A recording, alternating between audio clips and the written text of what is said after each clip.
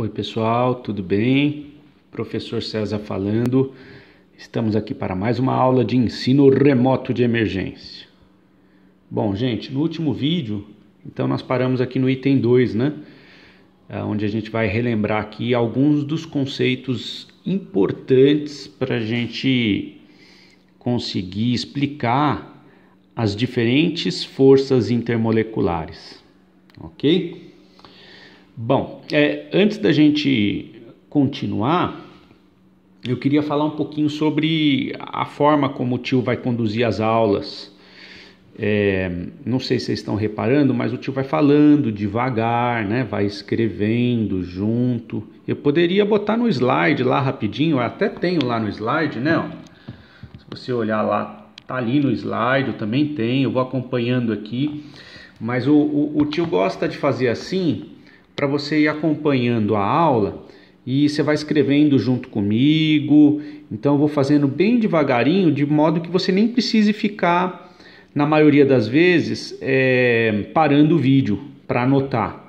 Tá? Então você vai anotando junto comigo, o tio vai escrevendo, você vai anotando. Tá? Então é uma estratégia que é de propósito, né? Para que você para que fique... Eu sei que é ruim, né? Você ficar vendo uma mão falar o tempo todo, né? Eu sei que às vezes é meio entediante, mas é o que tem para hoje, né? Então a gente está no ensino remoto de emergência, é complicado mesmo, né? Então é um quebra-galho isso aqui. Mas enfim, vamos lá, vamos tocar o barco. Bom, gente, então o tio trouxe aqui para a gente relembrar rapidamente alguns conceitos que são fundamentais, né? Então, vamos relembrar aqui o conceito de eletronegatividade, certo? Nós vamos relembrar também o conceito de ligação polar, ligação apolar.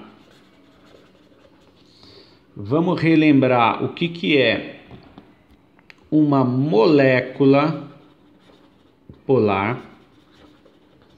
O que é uma molécula apolar? Vamos relembrar o conceito de dipolo, bem devagarinho.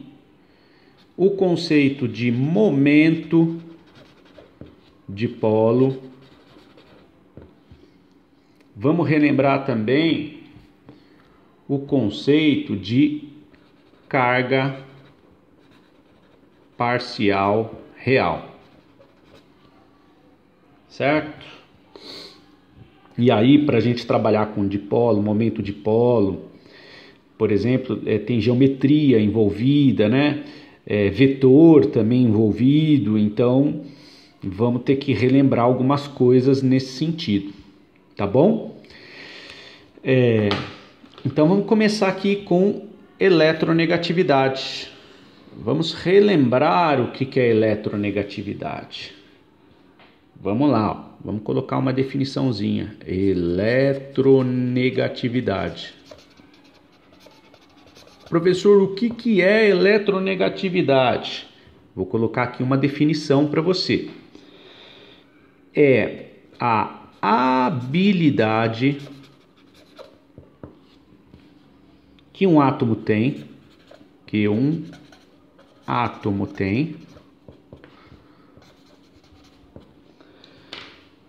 em atrair para si, anota aí,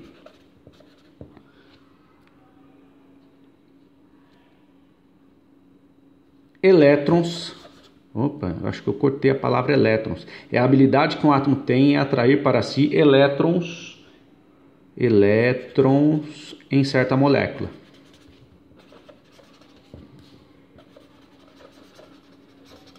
Essa definição está lá no Brown, tá? No livro do Brown que eu mostrei para vocês, página 261. Então tá lá. O que é a eletronegatividade? É a habilidade que um átomo tem em atrair para si elétrons em uma certa molécula, em uma certa ligação química.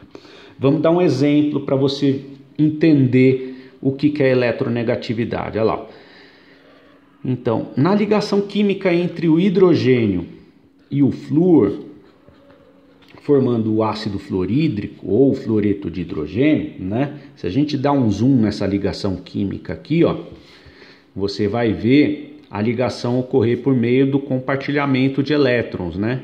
Então tem ali, ó, o par de elétrons ligando o flúor e o hidrogênio, né? Quando a gente dá um zoom nesse pau aqui, né, que representa a ligação química, na verdade esse pau não é um pau, é um par de elétrons, né, sendo compartilhados aí. Tudo bem? Então, o que acontece? Quando a gente vai lá na tabela de eletronegatividade de Linus Pauling, e daqui a pouco eu vou mostrar para vocês como é que a gente quantifica a eletronegatividade, vou relembrar isso com vocês rapidamente, né? Você vai ver que a eletronegatividade do flúor é 4 e a eletronegatividade do hidrogênio é 2,1, né? Significa o quê? O que significa esse número 4? O que significa esse 2,1? Significa que como a eletronegatividade está definida como sendo a habilidade que um átomo tem para puxar para si os elétrons, então a eletronegatividade é como se fosse, aqui eu estou colocando entre aspas, tá? Como se fosse uma força que o átomo tem para puxar para si o par de elétrons da ligação. É mais ou menos isso que corresponde à eletronegatividade. Então, existe como se fosse um vetorzinho de força daqui para cá, ó, do flúor puxando o par de elétrons com uma intensidade 4, né? E um vetor de força daqui para cá do hidrogênio puxando para si o par de elétrons com intensidade 2,1, né? Tudo bem? Todo mundo entendeu então o que é a eletronegatividade? É a habilidade, é como se fosse uma força que o átomo tem para puxar para si e atrair para si os elétrons em uma certa ligação química dentro de uma molécula. Tá? Tá claro isso, gente? Muito bem. E aí, gente, o que vai acontecer quando eu tenho alta diferença de eletronegatividade, né? Vai ter alta polarização, tá? De modo geral. Então, nesse caso, quando a gente olha para esse par de elétrons, como existe uma diferença grande de eletronegatividade, qual que é o efeito prático disso? O efeito prático disso é que esse par de elétrons vai estar deslocado na direção do flúor, né? Então, se a gente pudesse desenhar isso, ao invés do par de elétrons estar exatamente no meio entre os dois átomos, esse par de elétrons está mais próximo aqui do flúor, né? Então, o desenho mais coerente com essa diferença de eletronegatividade seria alguma coisa nesse sentido, né? O par de elétrons que está sendo compartilhado aqui, ele está mais próximo do flúor do que do hidrogênio, né? Gerando uma polarização, né? Gerando uma molécula polar, né? O que é a polarização, né? Polarização na política. Hoje em dia, ou você está de um lado, ou você está de outro. Ou você está do lado esquerdo ou direito, né? Então, ou você é Bolsonaro, ou você não é contra o Bolsonaro, né? Então, a gente vive um momento de extrema polarização na política. Então, aqui ocorre a mesma coisa, né? Então, quando eu tenho moléculas com alta diferença de eletronegatividade, isso vai gerar uma molécula polar. É claro que aqui eu estou fazendo uma definição meio rasteira de molécula polar, porque o ideal é a gente definir molécula polar a partir do conceito de momento de dipolo. Tá? Mas isso vai ficar mais para frente. Vamos fazer uma coisa mais simples por enquanto, pensar as moléculas pequenas com 2 átomos somente e pensar a polaridade de moléculas a partir do conceito de eletronegatividade, que aí eu acho que fica mais simples, ok? Pelo menos por enquanto. Então, gente, o efeito prático dessa brincadeira aqui, dessa diferença de eletronegatividade, é que o par de elétrons, né, os elétrons vão ficar mais deslocados no sentido do elemento químico que é mais eletronegativo. Por que eu estou falando isso, né, gente? Por causa do seguinte, se a gente for pensar nessa molécula, então, que tem uma diferença de vamos calcular essa diferença de eletronegatividade? 4 menos 2,1 dá 1,9, né? 3, 4, isso mesmo. Então, essa diferença de eletronegatividade, que nesse caso é 1,9, tem a ver com o quanto esses elétrons estão deslocados na direção do elemento mais eletronegativo. Se a gente for comparar, por exemplo, e pegar a molécula do HCl, né? Ó, H-Cl. Existe aqui uma ligação química entre o hidrogênio e o cloro. Vamos dar um zoom nessa ligação química? Na verdade, esse pau não é um pau, são duas bolas, né? É um par de elétrons. Então tá aqui, ó, HCl. Eu pus o par de elétrons exatamente no meio entre os átomos de hidrogênio e de cloro, mas essa não é a representação mais adequada, né? Então, se a gente for para pensar na eletronegatividade do hidrogênio, nós temos que é 2,1. E na eletronegatividade do cloro é 3. Tá? Daqui a pouco a gente fala sobre esses números. Então, quando eu penso na diferença de eletronegatividade, perceba que essa diferença aqui, ó, ela é maior, ela é grande. Essa diferença é de 1,9.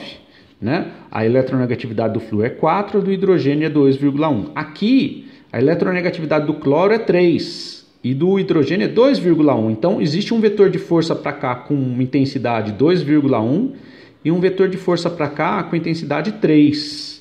Essa diferença de força aqui ela é menor, né? Então, quando eu faço o cálculo, 3 menos 2,1 dá 0,9. Ó, essa daqui é a diferença de eletronegatividade. Esse número de 0,9 está meio que associado no quanto esse par de elétrons está deslocado na direção do cloro. Então, se aqui, ó, o par de elétrons está muito próximo do flúor, quando eu penso na ligação HCl, eu percebo que esse par de elétrons está menos deslocado na direção do cloro. Então perceba que esse par de elétrons está mais na direção do cloro do que na direção do hidrogênio, né? Mas não tanto quanto na direção do flúor em relação ao hidrogênio. Né? Então esse valor aqui, ó, ele de alguma maneira ele mensura o quanto esse par de elétrons, né? A diferença de eletronegatividade, porque a eletronegatividade é como se fosse uma força puxando para lá e para cá, né? Aqui nessa brincadeira é um cabo de guerra, tá? Então quando essa diferença é brutal, né? Como aqui em cima, o par de elétrons fica muito deslocado para cá. Então esse valor numérico ele reflete esse deslocamento. Aqui é a mesma coisa, tá? Só que como o valor numérico é menor, o deslocamento é menor, tá? Portanto, o que eu posso inferir aqui nessa brincadeira, né, gente? Eu posso inferir que a molécula de ácido fluorídrico ela é mais polar. Ela é mais polarizada, né? Ela é mais polar do que a molécula de ácido clorídrico, tá? Então, existe uma polarização maior aqui do que aqui, ok? Então, olha só que legal, a gente já começou a prever um pouquinho mais como é que funciona, como é que eu classifico se uma molécula é polar ou apolar. Né? O ideal seria fazer isso por meio do momento dipolo, mas vamos fazer isso de uma forma mais simples por enquanto, por meio da eletronegatividade, tá? Então, nós temos aqui uma ligação polar e aqui também uma ligação polar, ó. Vamos ver, ó, é importante a gente entender o que é uma ligação polar, o que é uma ligação apolar. Tanto aqui quanto aqui nós temos ligações polares, né? Só que aqui a polarização, né, a ligação é mais polar do que aqui, ó. E esse número, que é a diferença de eletronegatividade, reflete isso, tá? Agora, professor, o que é uma ligação apolar? Ó, a gente pode ver aqui, ó, por exemplo, se eu pegar o gás hidrogênio, H2, né? Vamos dar um zoom aqui nesse H2. Eu tenho H conectado quimicamente com um H, certo? Vamos dar um zoom nesse pau aqui, ó, que é essa ligação química. Se eu der um zoom nesse pau, eu tenho um par de elétrons sendo compartilhados aqui entre os dois hidrogênios, certo? Agora vamos pensar na eletronegatividade do hidrogênio. Qual que é a eletronegatividade aqui, ó? 2,1. E a eletronegatividade aqui, ó, é 2,1. Ou seja, existe como se fosse um vetor de força puxando para cá com intensidade 2,1 e puxando para cá com intensidade 2,1. Certo? Porque a eletronegatividade, no final das contas, é a habilidade que um átomo tem de atrair para si, de puxar para si os elétrons em uma certa molécula, em uma certa ligação química. Certo? Então aqui puxa com intensidade 2,1, aqui também com intensidade 2,1. Existe polarização dos elétrons? Não. Os elétrons vão ficar exatamente no meio do caminho. Então, aqui neste caso, nós temos uma típica molécula apolar. Ok, gente? Tá claro isso? Todo mundo conseguiu compreender o que é uma molécula? Então, aqui nós temos aqui uma ligação apolar, né? Aqui nós temos uma ligação apolar, aqui nós temos uma ligação polar. Aqui também nós temos ligação polar. E a gente está prevendo se essa ligação é polar ou apolar por meio do conceito de eletronegatividade. Certo? Muito bem. Por um acaso, essas ligações químicas formam moléculas, né? Ó.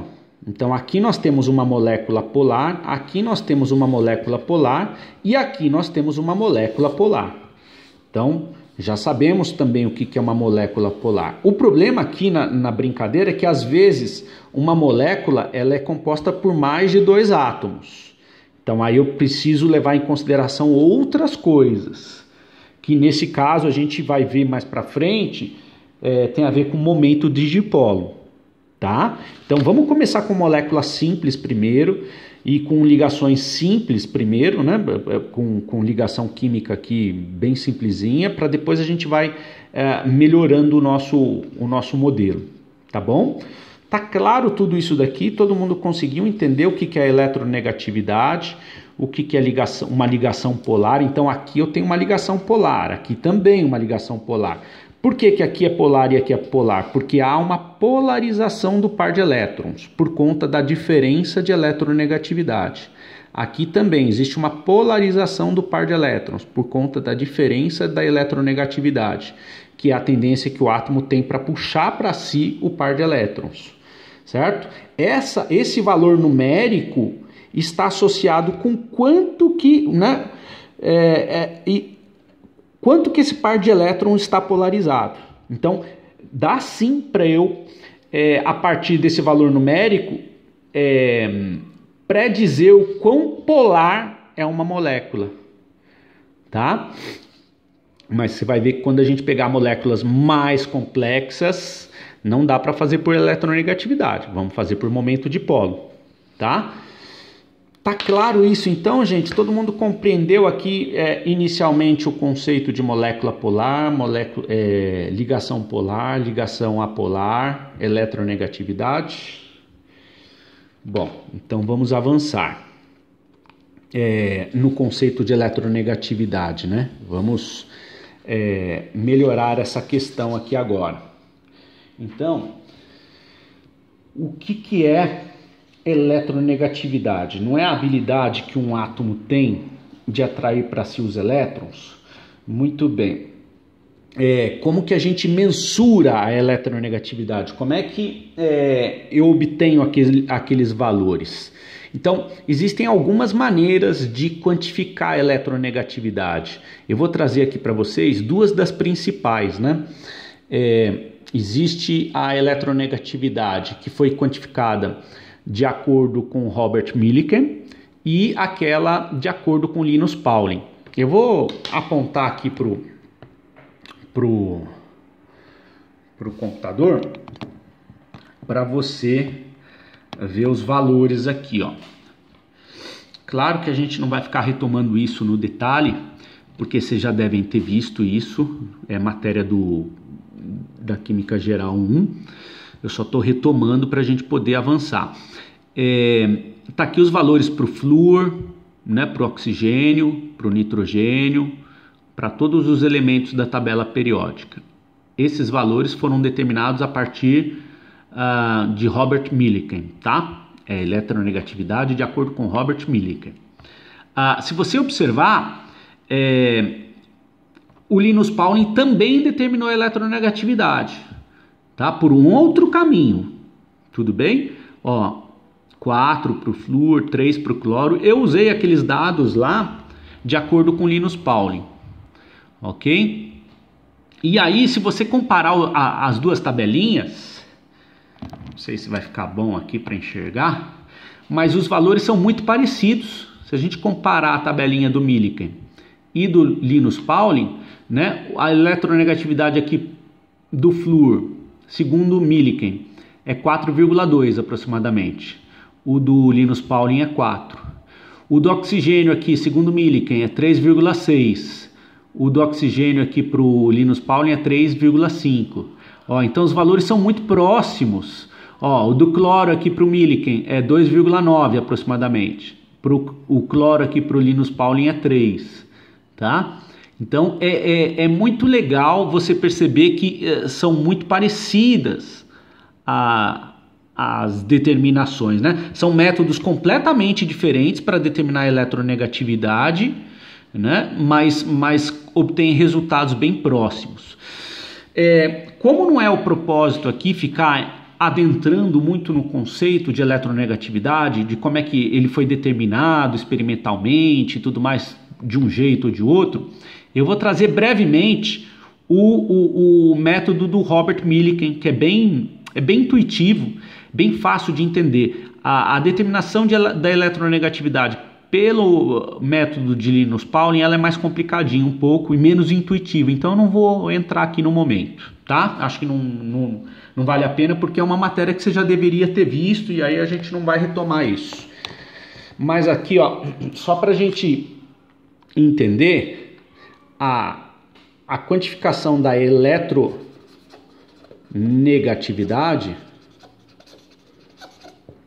é feita através dessa formulazinha aqui, é a energia de ionização, que você já viu, mais a afinidade eletrônica dividido por 2. É bem simples de calcular, né? É uma fórmula bem... Então, a eletronegatividade, segundo Robert Millikan, ela pode ser quantificada a partir de 2 valores experimentais, que é a energia de ionização e a afinidade eletrônica. Vamos relembrar o que é energia de ionização? É a energia necessária para retirar um elétron, anota aí, de um átomo na fase gasosa.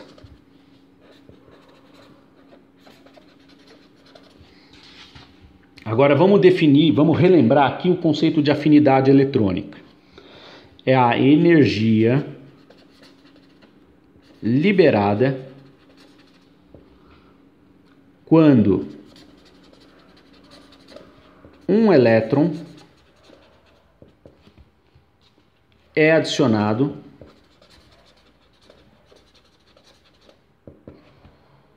a um átomo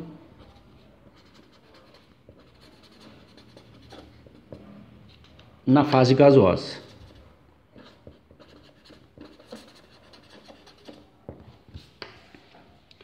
Então, olha como é que a eletronegatividade a partir da média entre esses 2 valores experimentais é uma coisa bem intuitiva, né? Vamos pensar um pouco a respeito sobre isso. O que é a energia de ionização? É a energia necessária para arrancar um elétron de um átomo na fase gasosa. Então vamos imaginar aqui um átomo, né? Vamos pensar aqui no núcleo dele, não importa quantas cargas positivas tem aqui agora, mas ele tem, e aí é óbvio, vamos pensar no átomo como uma cebola, né? Com camadas. Não vamos pensar em orbitais, nada disso, mas sim, vamos pensar no modelo Rutherford-Bohr, né? Então ele tem lá vários elétrons, não importa quantos, né? Mas o fato é que tem um elétron mais externo aqui, ó, certo? Então, o que é a energia de ionização? É a energia que eu gasto para vir aqui e arrancar esse elétron. Então, é muito legal perceber que isso de alguma maneira está associado com a eletronegatividade. Por quê? A eletronegatividade não é a habilidade que um átomo tem para atrair para si os elétrons. Então, se eu tenho alta eletronegatividade, né, isso está diretamente proporcional com a energia de ionização. Porque a energia de ionização não é a energia que eu gasto para arrancar esse elétron? Ora bolas, se eu gasto uma energia gigantesca para arrancar esse elétron daqui, quer dizer que esse elétron tem uma afinidade muito grande com o núcleo do átomo, né? Tem uma afinidade muito grande e, portanto, a eletronegatividade acaba sendo muito alta, né? Porque a eletronegatividade é a habilidade que o átomo tem para puxar para si os elétrons, né? Então, o que a gente percebe nessa fórmula aqui? Que quanto maior a energia que eu gasto para arrancar esse elétron, quer dizer que mais preso esse elétron está no núcleo. Maior é a eletronegatividade, ó. Quanto maior a energia de ionização, maior a eletronegatividade. A mesma coisa aqui a respeito da afinidade eletrônica. É isso aqui, né? Então, o que é a afinidade eletrônica? É a energia liberada quando um elétron é adicionado a um átomo na fase gasosa. Então, aqui é o contrário, a afinidade eletrônica. Vamos pensar no átomo. Aqui, ó. Aqui, ó. No átomo que nem uma cebola. Certo? Olha lá. Então, tá aqui o elétronzinho, o mesmo átomo, tá? Então, a afinidade eletrônica tem a ver com o seguinte, ó. Quando eu venho com um elétronzinho diferente e empurro ele aqui, ó, né? Vou arremessar esse elétron aqui, ó. Arremessei com força. Joguei ele, né? Ele bateu aqui no átomo, bateu e ficou. Por que ele ficou? Porque existe uma afinidade eletrônica, certo? Na hora que eu bato, pensa numa pedrinha batendo na mesa, né? O que acontece? Ocorre a liberação de energia sob a forma de calor, né? Então aqui é a mesma coisa. Quando eu jogo, vamos pensar num elétron sendo arremessado aqui no átomo. Quando eu jogo o elétron no átomo, quando ele bate aqui, ele libera energia, né? E se ele fica, é porque houve uma atração aqui na brincadeira. E aí é muito legal que quanto maior essa energia liberada, quer dizer que, de alguma maneira, a liberação, o abaixamento da energia significa que o processo tem uma certa espontaneidade, né? Então, é muito legal perceber essas coisas, né? Então, quanto maior a afinidade eletrônica, né, maior a eletronegatividade. Tudo bem, gente? Todo mundo percebeu que a afinidade eletrônica é diferente? A maneira de medir a afinidade eletrônica é diferente. A afinidade eletrônica eu meço quando eu enfio um elétron goela abaixo no átomo. Quando eu enfio esse elétron goela abaixo, ele emite energia, né? Quanto maior for essa energia liberada, maior a eletronegatividade, né? Porque aí o processo ele é mais espontâneo, né? Todo processo, de alguma maneira, ele está associado com a espontaneidade dele, de alguma maneira, está associado com o abaixamento da energia. Então, se houve liberação de muita energia, quer dizer, né, tá dando uma pista aí pra gente que o processo ele é bem espontâneo, né? Claro que se a gente entrar na termodinâmica tem outros parâmetros, tem outras coisas para a gente pensar, mas de alguma maneira isso daqui é uma referência. Então, tanto esse dado quanto esse dado são dados experimentais, certo? Que eu consigo medir, quantificar. Quando eu tiro uma média entre eles, eu gero aquele número da eletronegatividade segundo Millikan, ok? Então, perceba que é bem intuitivo aqui essa quantificação da eletronegatividade. Eu não vou falar sobre Linus Pauling agora, porque eu acho que não há necessidade, não é uma coisa tão intuitiva para se pensar aqui no momento. Bom, gente, acho que passou do momento, né? Passou da hora, deu 30 minutos aqui. Eu vou parando o vídeo por aqui. Beijo, beijo e até a próxima atividade.